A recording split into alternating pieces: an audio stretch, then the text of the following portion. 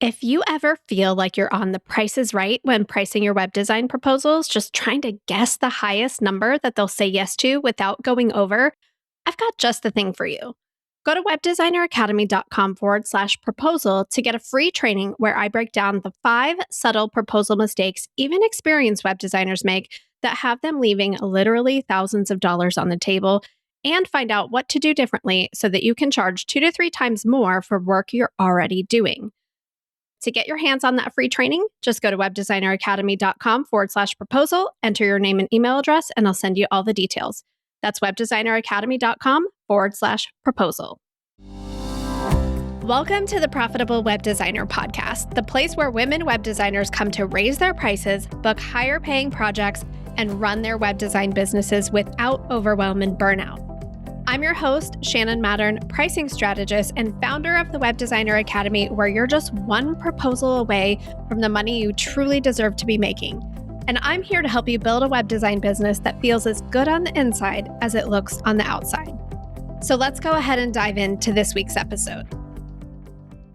Well, hello there and welcome to the Profitable Web Designer Podcast. And today I am bringing you my April 2026 income report. So I do these income reports every single month to break down how much the business spent, how much we made, and all of the lessons learned along the way. And even though I'm not running a freelance web design business anymore, I always say how we think about money and spending and pricing and all of those things really influences a lot of how our business runs and whether we create wanted or unwanted results. And so that's why I do these income reports every single month. One, for myself, so that I have a reason to really take a look at what happened the past month and reflect on it and learn from it so I don't continue repeating the same mistakes, but also to help you start learning different and new ways to think about money and pricing and spending and inflow and outflow in your business so that you can create the results that you want. So normally I am joined for these episodes by Erica Nash, our client success coordinator at the Web Designer Academy. This month, she is offline on the day that I am recording this. So I'm running solo today, and I did not pre-write this. So I normally will take time if I'm doing a solo episode to pre-write a script, just because I seem to think better through writing and I'm less, let's say, thinking out loud and kind of rambly. But guess what? If this episode is me thinking out loud and kind of rambly, you're kind of getting my real-time processing of what happened in April. So just bear with me, and I'm going to just kind of give you the real-time thoughts as I am breaking down inflow for April, outflow, and all of the lessons learned along the way. And I laugh because I learned a big fat lesson in April that had been knocking on my door for a long time, and I kept ignoring it until it became unignorable.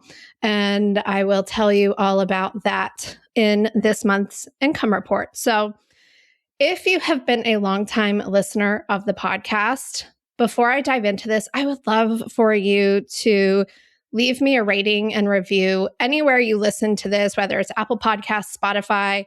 Those are the top 2 places people listen. It really helps other people to discover this show and see if it's worth pressing play on one of the episodes. So your rating and reviews would mean the world to me. If you've been listening to this podcast and you've gotten any value out of it, I've had the pleasure recently of meeting several listeners who have just told me the most wonderful things about their experience listening to the podcast and how much it helps them. And it's truly so meaningful to me to know that it's having an impact and to see that you are an actual human and not just a download number. So thank you so much for taking the time to leave a rating and review. So let's go ahead and dive into the April numbers. So our inflow in April was $22,809.76. And that inflow came from Web Designer Academy payment plans, Next Level Mastermind payment plans, Web Designer Academy and Next Level Mastermind renewal payment plans. So a chunk of that is recurring revenue that I can count on every single month, because when people join on a payment plan, then I project out in the future, like, okay, so I'm committed to receive this much money in these future months because this person joined on a payment plan. And then I'm able to plan out my budget and my spending and all of those things based on future committed revenue. So because Web Designer Academy is not a membership, it is a one-year program. Same for Next Level. They're both one-year programs, and I offer incentives to people who decide to make a single payment. But I also note that's not possible for everybody. So I offer pay-as-you-go options and payment plans, but it's not like a membership that people can dip in and dip out of, which makes it great for me because then I'm able to project future revenue and look to future months to see, okay, how much is already committed to come in future months, and what's the gap between what I call my minimum baseline revenue is and what's the gap between what's already been committed to us and what I need to cover expenses, which is my salary, Erica's salary, all the tools that we use to run the business and operate the business, like web hosting, all of the subscriptions, all of the things, which I'll talk about more in Outflow, like taxes, setting aside money for taxes, insurance, like all business insurance, payroll taxes, all of the things that it requires to run the business. And so that's the first thing that I look at every month when I'm planning out my budget, is what's already committed to come in from students who chose to enroll on the payment plan. So I like that future recurring revenue through payment plans because it really helps me plan out my year. And then we also had 2 new Web Designer Academy students and 1 new Next Level Mastermind student join in April, which I used to think I have this, I'll talk more about this in a little bit, but I have this hangover from COVID times where we had high enrollments in January, February, March in like 2021 and 2022. And I keep expecting that to happen. But the truth is 2023, 2024, and 2025, Q1 has been our lowest enrollments of the year. And so 2026, when I looked back at Q1 and I was like, we had 0 new enrollments. Oh, sorry, we had 1 new enrollment in Q1 of 2021, I think on like March 31st, the last day of the quarter. I look back at that and I'm like, red alert, there's a problem here.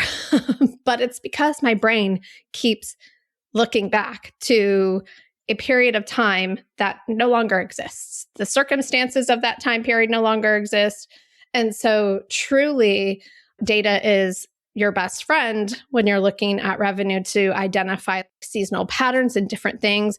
And I really have to pull those 2 years out and stop trying to recreate those 2 years because the circumstances of the world are just so different. So that's what I continue to remind myself. And so when I look at April's new enrollments, I'm like, okay, that's what an actual year looks like for us. Or an actual quarter, like April looks like for us, right? Is like people who came to the summit in March and just heard about us for the first time, or people who are finding the podcast because it's being distributed more widely are starting to say, okay, yeah, now I'm ready to move forward and get some support. So it's one of those things where you plant seeds and they grow when they grow, and you have to water them and nurture them, and you just don't know when they're going to sprout, but you have to believe that they will sprout, and not all of them will, but that's okay. You still keep putting the effort and energy into it. So inflow in April, $22,809.76. Web Designer Academy payment plans, new enrollments, I think some affiliate commissions for things that I participated in, but it's a pretty standard month in terms of inflow. And our minimum baseline revenue that we need to bring in to run the Web Designer Academy, to pay myself, to pay Erica, to set aside money for taxes, to pay all of our operating expenses for tools and all of those things is about $20,000 a month. So about $10,000 of that is mine and Erica's salary, plus taxes and stuff like that. The other $10,000 gets broken down between marketing expenses. So what I pay to produce this podcast, what I pay for help with strategy and conversion rate optimization and those types of things, and expanding our reach and getting more in front of the people that we want to get in front of. I invest a significant amount of resources into marketing, operations, paying my accountant, paying my financial strategist, paying business insurance, like all of those things. And then the tools that I use to operate the business, like our tech stack, is probably around $2,000 a month for all of the little pieces and parts that we use to run the business. I think of those as kind of another employee, right? Because there's so many things that tech stack does for us and automates and all of those things. So our outflow every month, just planned outflow before any money comes in the door, is about $20,000 a month to operate this business. And that includes paying myself a salary because this is my job, right? I'm a W-2 employee of the company, and it's Erica's job. She's a W-2 employee of the company. She also has a business on the side of her work with the Web Designer Academy. She gets a paycheck twice a month, just like I do. So we have to bring in about $20,000 a month to cover all of those things. So our inflow in April, 22,809.76, did exceed our normal outflow. But in April, our actual outflow was $26,314.90. And I pulled $3,505.14 from our reserves to pay a big fat tax bill in April to the IRS. We actually owed money this year, and I expected it. It was not unexpected, but what I didn't expect was how much stress my nervous system was going to feel paying that money. So I talked to you guys last month in my March income report where I was like, yeah, we hosted a summit this month and I started a new podcast.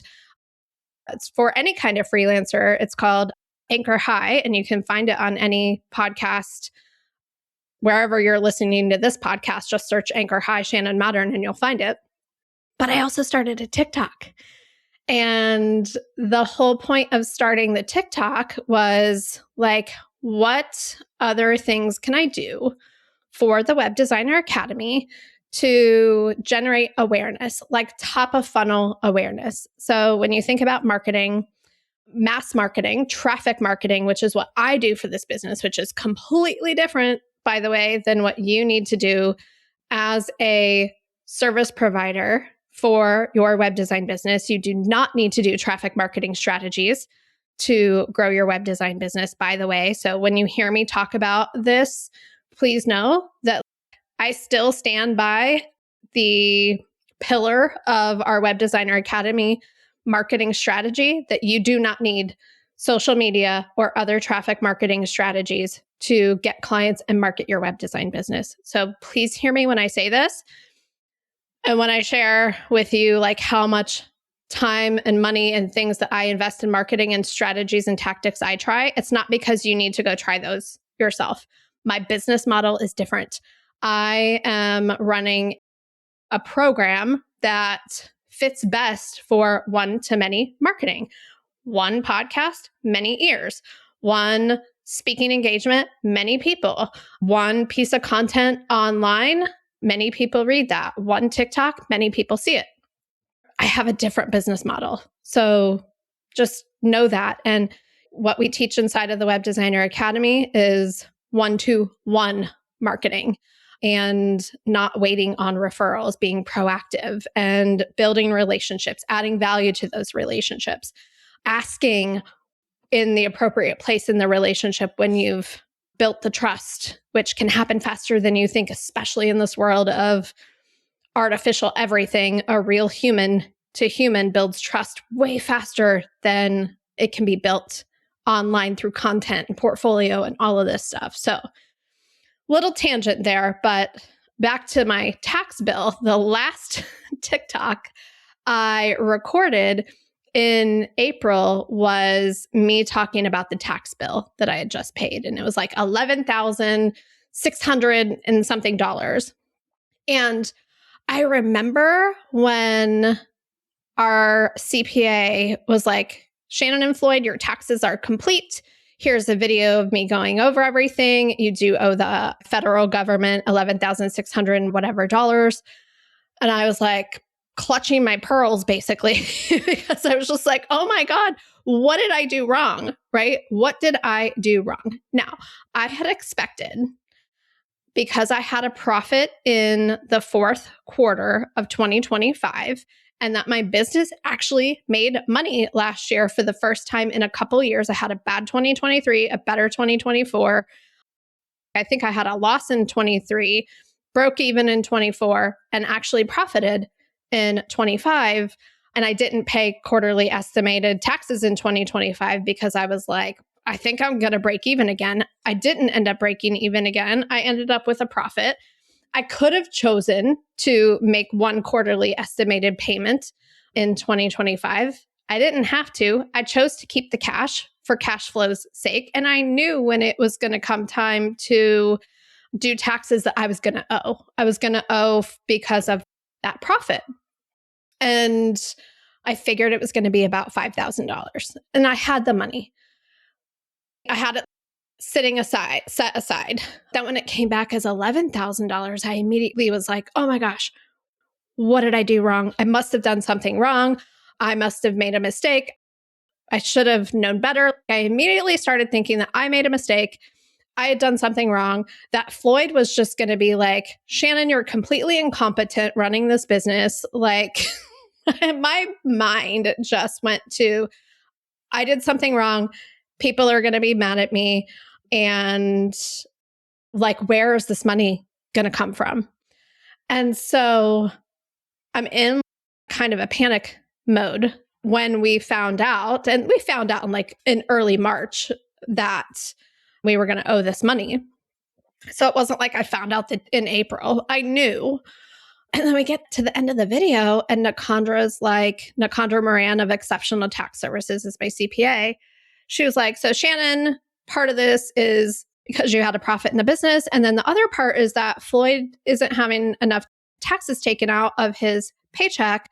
So have him check with his HR department and make sure that his W-4, which is the form here in the US that you fill out for your employer to have your taxes taken out of your paycheck, make sure that's filled out properly. And then he should have more coming out of his paycheck to cover that. And I was just like, oh, so I didn't mess up. I didn't mess anything up because I was just like, I don't know. It's a thing that I do. I take responsibility for way too much.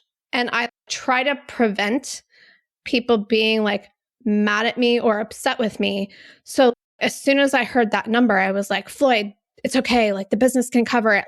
I was just thinking that he was going to think that I didn't know how to run a business. I've been running this business for 10 years. Well, 12 years now. I started this business in 2014. I quit my day job in 2018 to run this business full time. And the business has been an S Corp and I've been an employee of it since 2020. I think I know how to run a business. I think I know how to operate it. I think I know how to do all of the things properly. Yet I still question myself and I still have this thing in the back of my mind that I'm somehow harming our family because I'm not employed by someone else who's handling all those things. And I'm just like, it is time to let go of that. Most days, I don't even think that I would believe that I didn't know how to run a business, right? Most days, I'm so confident that of course I know how to run a business. But what my brain makes an unexpected outcome mean, my brain likes to make an unexpected outcome mean that I don't know how to run a business. When I do know how to run a business. Unexpected things happen, and I just deal with unexpected things, and I don't make it mean that I don't know what I'm doing. And in fact, that unexpected thing literally had nothing to do with me whatsoever. Actually, what I thought was going to happen happened exactly how it was supposed to happen. And so what we did was we paid the part of our taxes that we owed because of his paycheck configuration out of our personal savings. And then we paid the other part out of the business that I had earmarked for that. But to just back up a little bit, January, February, and March, because I had this, I don't know, I probably have seasonal affective disorder, by the way. I probably do. I haven't been diagnosed. I haven't talked to my doctor or my therapist about it, but I live in Ohio. It gets really cold here in the winter. Ohio is basically gray and gloomy all winter long. We don't get a whole lot of sun. And I would swear to you that I don't have seasonal affective disorder. Ask me January through March, I'm going to tell you I'm fine. I'm fine. That's like my motto, is that I'm fine. But my good friend Alicia St. Germain has pointed out to me several years now since she's known me that in that season, I go through something. She was like, you're really hard on yourself. You work way extra too hard. You're running a summit during that time, so you're overworking like crazy. She's like, you're probably not getting enough vitamin D. You're not sleeping well. But because your nervous system fear response is fight, you just power through it. Like, it's normal to work that much. She's like, it's not normal. What you're going through is not normal. And she's like, your personality changes, but it happens. She's like, and you don't even realize it. And I'm like, upon reflection, I have to have, when I'm in it, I don't know I'm in it. I would swear to you that I'm not in it, and I would tell you that I'm fine. Once I'm out of it and I have a little space and some hindsight, I'm like, oh, I was totally in it. I was absolutely in it. I couldn't see that I was in it. I can see why I would have sworn that I wasn't in it.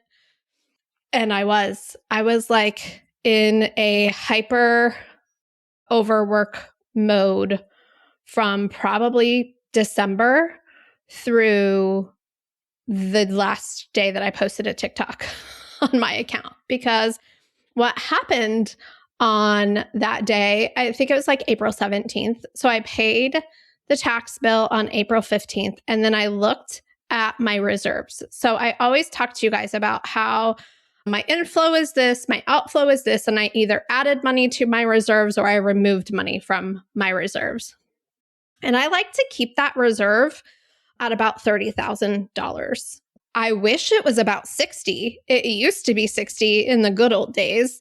Trying to build it back up to there where it's like, 3 months of runway for the business. But for about the past 2 or 3 years, my reserves hover at about 30,000, where I'm like, okay, I've got like about a month and a half of runway for making sure that I have enough to cover operating expenses. And that runway stresses me out. Like the way, I shouldn't say the runway stresses me out. The way I think about that runway creates the unwanted result, creates the feeling of stress, which creates an unwanted result for me. When I feel stressed, the unwanted result is I work harder to try to close the gap, to try to make as much money as fast as I can, to put more in the reserve so that the runway is longer, so that I don't feel like it could all fall apart tomorrow. Well, guess what? That is actually creating the outcome of a shorter runway. Our thoughts are so powerful. I can't tell you how much your thoughts influence your results. I cannot emphasize it enough. And when you believe everything you think and you operate from those thoughts, you're going to create wanted or unwanted results. And I was creating some unwanted results by being in fight or flight. And I was just basically like working twice as hard and creating the same outcome and result. And what does that lead to? That leads to burnout, guys. That leads to burnout. And so, like I said, when I'm in it, I don't see it. I won't even listen to my colleagues who are trying to tell me to slow down or who are trying to ask me if I'm okay. People will be like, "Are you still seeing your therapist?" And I'm like, "No, I'm good." The clue to me that I'm not good should be when people are like, "Are you still seeing your therapist?" That means I'm not okay. But I don't believe that I'm not okay. I think that I have unlimited capacity to run a summit, start a micro podcast, which has a couple episodes a week, start a TikTok, take back writing all of my newsletters, take on a bunch of private coaching clients, and still run the whole Web Designer Academy business as usual. Well, guess what? The last day that I posted that TikTok on my account, it was about 5:00 in my office. I was like, I don't even know what I was doing, but I picked up a box from under my desk and I felt very slightly lightheaded for a second. And then my heart started pounding really, really, really, really fast. And I looked down at my Apple Watch and it's at 220 beats per minute. And I'm like, oh, I know what this is. Because back in November, probably October or November, I had started experiencing these arrhythmias, right? And I had gone to my doctor and I saw a cardiologist. I wore a heart rate monitor, and it happened at the Next Level Mastermind retreat in Destin, Florida on the last day that my heart just went from normal, like 60 beats per minute, to 180 and just wouldn't come down on its own. But I have family members that have experienced that. I was not worried. I was just like, I'm just going to wait it out. If it doesn't, and I hear myself now, by the way, just know I hear myself. But I was like, I'll just wait it out. It'll be fine. If it's not fine tomorrow, I'll go to an urgent care. But it was fine the next day. But I promised that when I got back, I would go see my doctor. And I did. And they set me up with a heart rate monitor, which I wore for a couple of weeks. I saw a cardiologist. I was diagnosed with atrial fibrillation, which both my parents have, family members have had. They've had it treated, had procedures to correct it. So I was like, oh, no big deal. I know what this is. Very mild in terms of how bad it could be. And I talked to my doctor and it was just like, yeah, we're just going to watch this, monitor it. And if you have any more episodes that aren't corrected by a couple of things that you could do to reset your like breathing exercises and just certain things you can do to try to get it to reset on its own. If that happens again, then you need to go to the emergency room.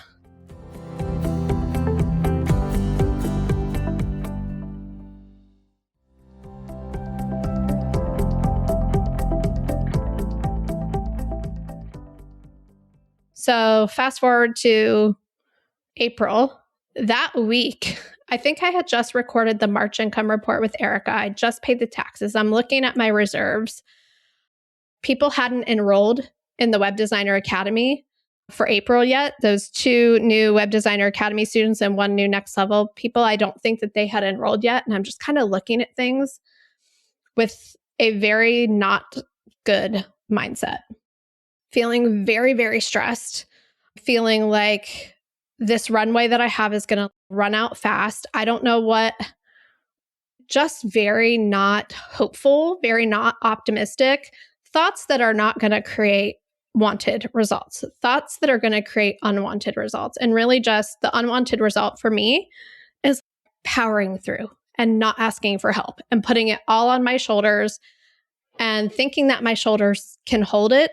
And it's kind of like I relate it to that story of the frog in the pot of boiling water, right? You put the frog in the water that matches its body temperature, And as the water heats up, the frog's body temperature heats up and the frog doesn't realize that it's boiling. I would say that that was me. Q1 halfway through April. So I'm in my office. I stand up, my heart rate jumps, and I'm looking at it and it's 220. And I'm like, that's pretty high. That's not 180. That's significantly higher than 180. That's pretty high. My husband's out of town. I'm going to call my sister and just tell her what's up. And so I call her and she was like, you need to go to the emergency room. And I was like, it'll probably come back down. I hear myself, by the way. But I didn't have any shortness of breath or chest pain or anything other than this super fast heart rate. And so I was like, well, let me call. She was like, call my friends that live just 10 minutes away. Who have told me, if you ever need anything when your husband's out of town, we got you. We'll take care of it. So I call them and they're like, we are coming right away. We'll be there in 5 minutes or 10 minutes. So I was like, thank you guys. I don't want to bother you. I'm sure it's nothing. But the doctor told me that if this ever happened again, I need to go to the ER so that they can treat it or whatever. And so they get here and I get in the car and I'm still checking on my Apple Watch, and my Apple Watch has ECG function, which will actually measure how it's beating and stuff. So I get in the truck and I was like, thank you guys. I'm so sorry. I don't want to bother you. They're like, where do you want to go? And I'm like, Ohio State, downtown, because it's one of the best cardiac places in the country. So we went down there and it took us like an hour to get there. And because like rush hour traffic, I live kind of outside of Columbus. And so the whole time my heart rate's above 220 and I'm just checking it and I'm like, guys, it's going to flip back to normal by the time we get there. So if it's normal by the time we get there, is it okay if you guys just take me home? And they are both looking at me like, you're insane.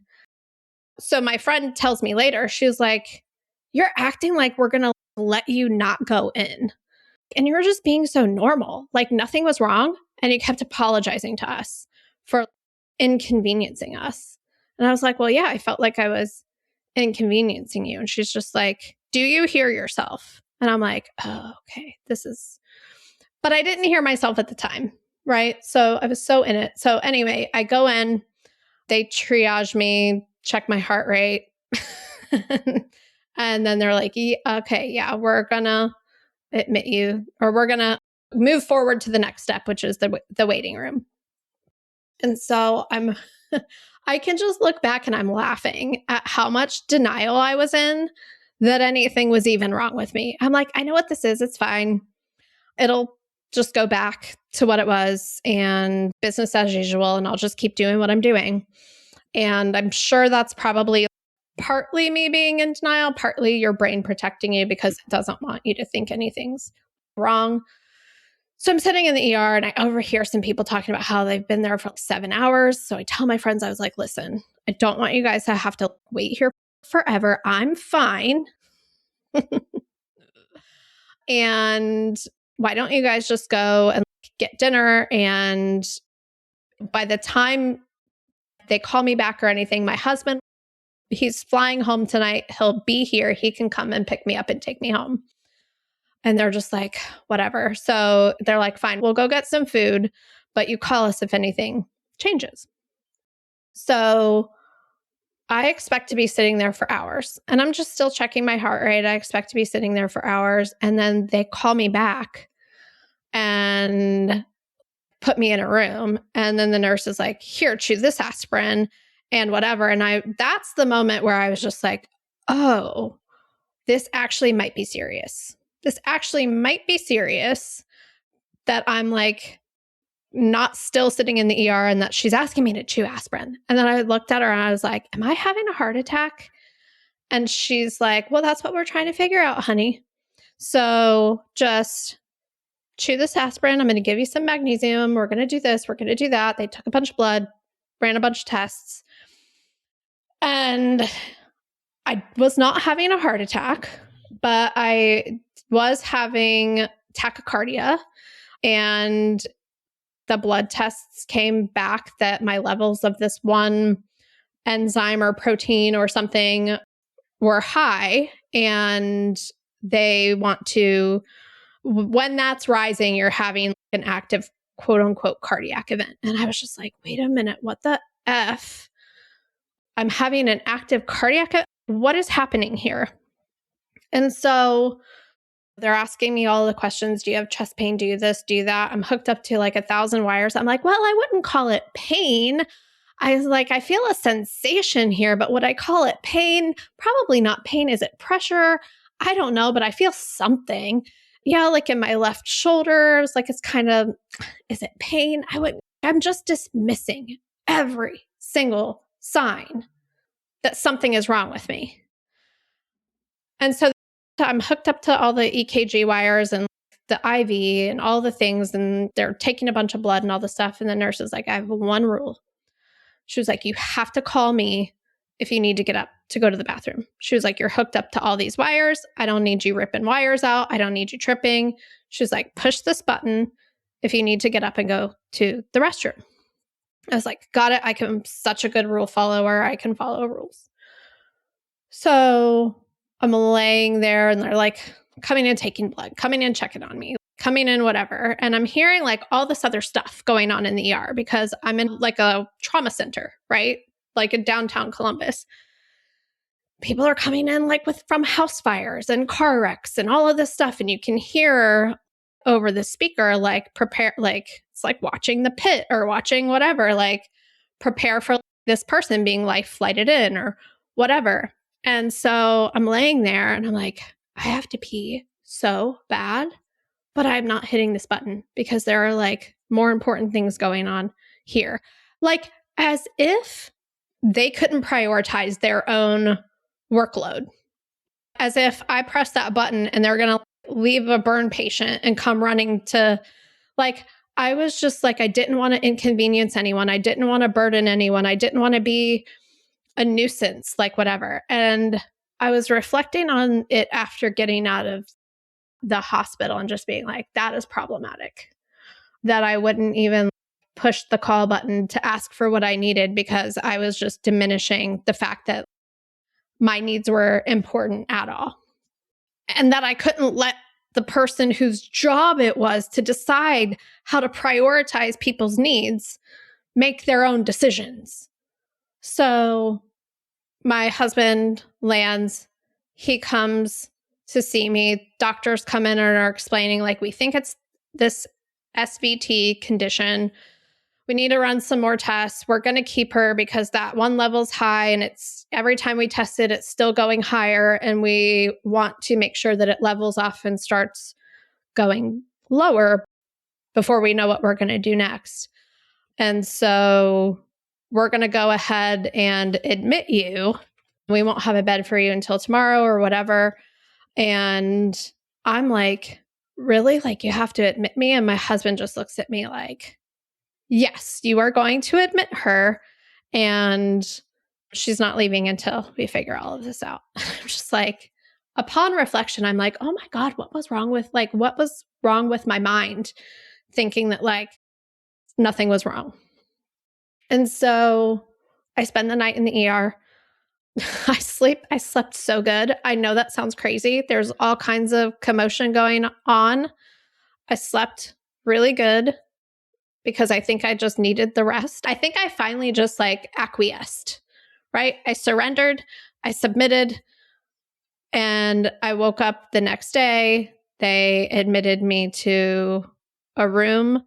My husband like went home to take care of the dog. He came back later and he was like, you didn't want to leave the hospital. And I was like, yeah. He was like, they told you they were going to release you and you didn't want to leave. And I was like, I know. He was like, but the first thing you asked the doctors was, I have a conference to go to tomorrow speaking at. Can I still go to that? And I have a trip planned to go with my team to Atlanta next week. Can I still do that? And the doctor was looking at you like, that's your concern here? Like to just go back to business as usual? And the doctor said, you need to keep your stress levels low. And I said, And I asked because like a bunch of cardiologists had come in after I'd been like transferred from the ER to being admitted. Like a team of 4 cardiologists came in and explaining to me like what was going on. And I had just woken up from a nap and I was like, did I have a heart attack? They're like, because they had said cardiac event again. And I was like, is that and they're like, no, you didn't have a heart attack, but here's what's going on. And trying to explain to me like what the follow-up process was and what needed to happen next, which I need to have. I have the layman's way of explaining is like, I have some wires crossed in my heart that flip it into an arrhythmia. And there's a procedure that I can have to cauterize a nerve that is causing this, and it won't happen anymore. And so that's what the outcome is supposed to be. And so they're explaining all of this to me, and I'm just like, can I still keep doing all of the things that I'm doing? And she's like, you need to keep your stress levels down, and we're going to start you on beta blockers. And I'm just like, okay, but I can travel, right? I think about this now, and I'm just like, what in the world, Shannon? Hello. You can't do anything if you don't have your health. But at the time, I was just like, well, I have commitments that I've made. I have things that I said I would do, and I have a business to run, and people are depending on me, and I have paychecks to pay, and I have all of this stuff. And not really realizing that, like, well, if I'm not here to do that, it all falls apart anyway, right? So I laugh because of the ridiculousness of how I was thinking. But that's what happens when you're in like a nervous system responsive fear. And I have been in that because of how I have been thinking for the past few months, at least upon reflection, and overworking to try to work my way out of the problem instead of looking at my thinking and really examining, what am I thinking? What am I believing? Is it creating wanted or unwanted results for me? What are the results that I want? And what do I need to think to create those wanted results? So I get released. I go to the conference the next day. I told myself, if I wake up feeling bad, I won't go. But if I wake up feeling good, I'm going to go. I woke up feeling amazing. And I took my new medication. I went to the conference. It was Josh Hall's Web Designer Pro conference. It was so good. I'm glad I went. In hindsight, should I have gone? I don't know. It was a super low-key day, but like, this is the part of me that is talking that like overworks and probably doesn't take as good of care of myself as I should. But it was awesome. Josh puts on an incredible event. His community is amazing. I got to talk to some podcast listeners. Hi. And I just had a fantastic day. I got to speak on the panel. It was just a really good day. And then on Monday, I got on an airplane, and I'm laughing again. I'm like, I felt good, you guys, though. Like, I felt rested. I felt ready to do that. And that trip was with Erica, client success coordinator, and Lee Scott, who does our conversion rate optimization.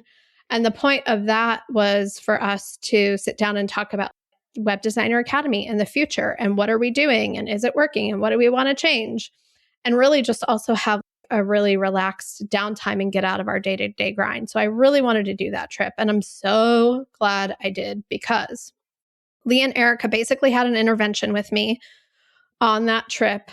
They saw me putting the weight of the world on my shoulders. They saw me over the months not letting them help me. They saw me closed off to new ideas out of like fear and worry. And then when I was like, oh, by the way, I'm in the hospital and I hope I'm going to get clearance from my doctor to still come on this trip, they were like, okay, like something's got to change. And so they had an intervention with me, and they were like, look, these are the things that we want to take off of your plate. These are some theories we have about like what we can try to make things easier. And we need you to let us do these things for you and not try to meddle or take them back over or whatever when you feel out of control or worried that they're not going to work. You need to trust us and let us help you. And that's kind of the whole theme of everything that I learned throughout this is that I refuse to let people help me to my own detriment. I think most exemplified by the fact that I wouldn't even push a call button to have a nurse come unhook me so I could go pee. But also just in being like closed off to people's advice and suggestions when they could help me, not allowing my team to step in and do things that I feel like, well, no, it's my business. It's my responsibility to do those things. I don't want to put that on you and carrying like way too much of a load that's not always all mine to carry and not letting other people help me. So when they made the suggestions to me of what they wanted to help with, I literally started just bawling. I felt like a huge weight was lifted off my shoulders that I didn't even know I was there. The suggestions that they had made were things that I had never even considered before. And it just unlocked this part that I'll still be exploring over the next several months of like, oh, how I have been doing things is what's keeping me hustling and stuck.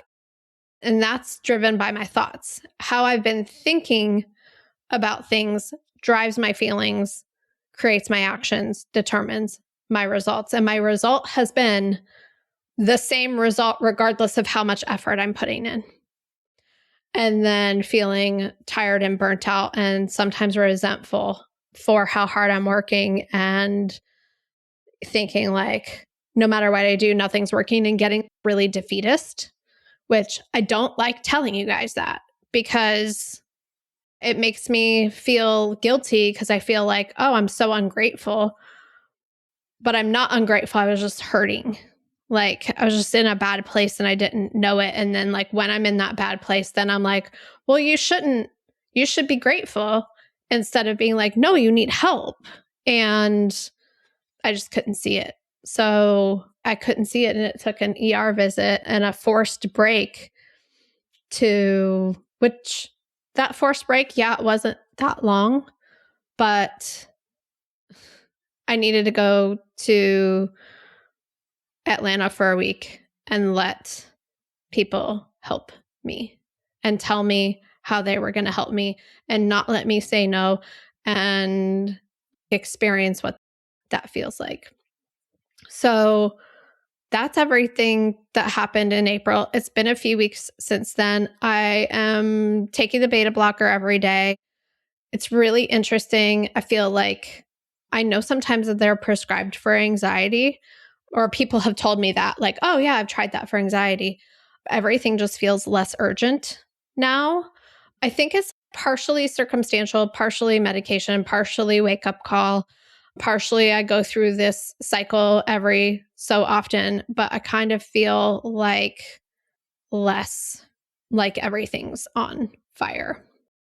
And there's hope again. Like all I was looking at is like the runway's getting shorter. Worst case scenario is going to happen. I'm not going to make enough. I'm going to lose everything. I'm going to have to fire my whole entire team. I'm going to have to shut the business. Like that's where my mind's going. My mind is not going, Shannon, you've been running this business for 10 years. You had a way worse year in 2023 and you still survived.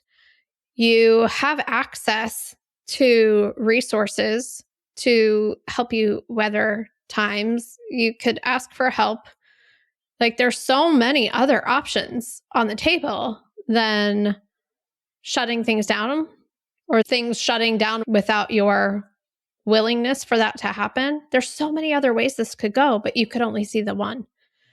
And then you're in stress mode. And then that culminates in stress creates the environment for this arrhythmia that I was experiencing to happen. It's like the perfect storm for the switch to flip, so to speak, into that heart rhythm.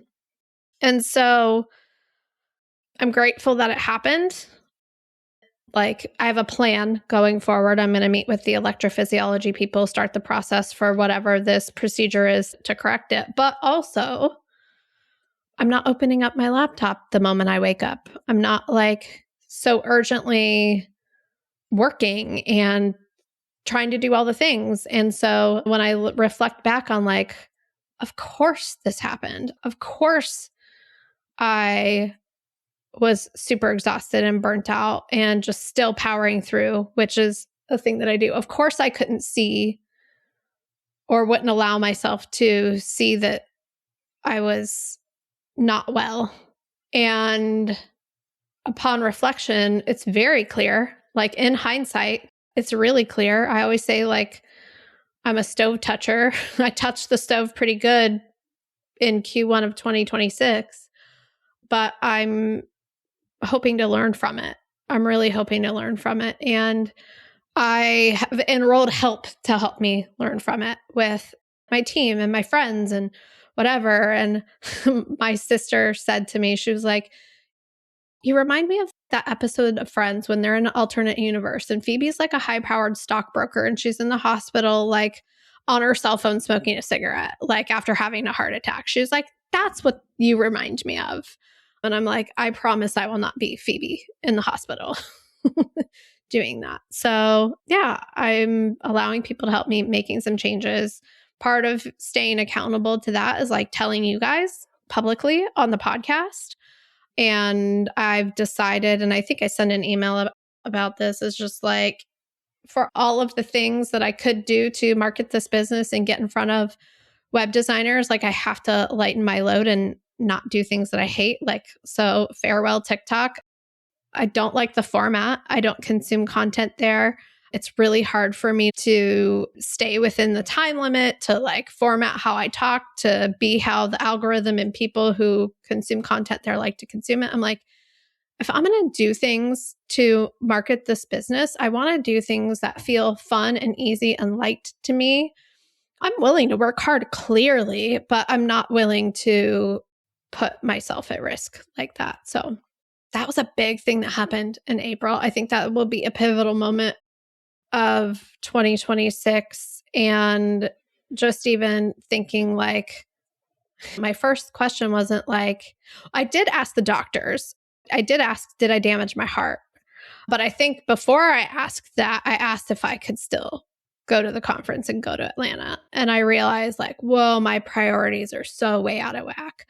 So I didn't do any permanent damage to my heart. And it's so interesting that I'm like, did I damage my heart? Like, I caused this condition. I didn't cause this condition. Sure, I exacerbated the circumstances to have it happen by feeling stressed, but I didn't cause that to happen. So I'm like, I already could see that I was just like already setting myself up to be like, I caused this. It's my fault. Just like the tax bill. And it's like those subtle little thoughts are like death by a thousand cuts. So I'm just paying attention to that now. So things get to change. Things get to change. How I spend my Q1 gets to change. How I nourish my body in Q1 gets to change. Things get to change. And I've been thinking about this for a while. I'll tell you more about what the changes are going to be as we move forward through this. But I'm just so grateful for the people around me who are willing to say the hard thing to me and are willing to step in and help and force the help when I won't allow the help, and who are willing to just, I don't know, who love me enough to tell me when I'm harming myself in this way. So thank you to everybody. You've all been so, so supportive and I appreciate it. So yeah, I think that's it for the April 2026 income report. Erica should be back here with me in May, and maybe she can tell her side of the story in terms of like what she was seeing over the months and how she stepped in and decided to step in, and some patterns that she can share with me to help me not do that in the future. And the whole point of becoming aware of the patterns is It's not to prevent it from ever happening again, but it's so that you notice it faster and get out of it sooner. And so that's my goal, is to notice those thoughts and behaviors sooner so that I don't drop into that pattern of fight and stay in there so long that then I physically burn myself out. So that's the goal. So that was April. And I will be back here in May to just kind of share more. We'll talk more about what unfolded by the waterfall during our trip to Atlanta with Lee. And we'll share more about that and just what's next for us here at the Web Designer Academy, because we're not going anywhere. I'm just changing the internal workings of how I've been doing things and how I've been thinking so that it's sustainable for me. So that's all I got for you this week. And I'll see you back here next week. All right. Bye, everyone. Hey, so before you go, if you're an experienced woman web designer who's outgrown all the beginner business growth strategies and you're looking for real support to help you make the money that you really want to be making, I'd love for you to come and check out the Web Designer Academy and see how we do things differently. Just go to webdesigneracademy.com/tour and fill out the form to schedule your program tour. You'll get to sit in on one of our live group coaching calls, meet the other women inside of the program, and afterwards, I'll share options for working together in 2026. So if you're done figuring it all out on your own and you're looking for support, I can't wait to meet you. Schedule your program tour today at webdesigneracademy.com/tour. That's webdesigneracademy.com/TOUR tour. This podcast is part of the Sound Advice FM network. Sound Advice FM, women's voices amplified.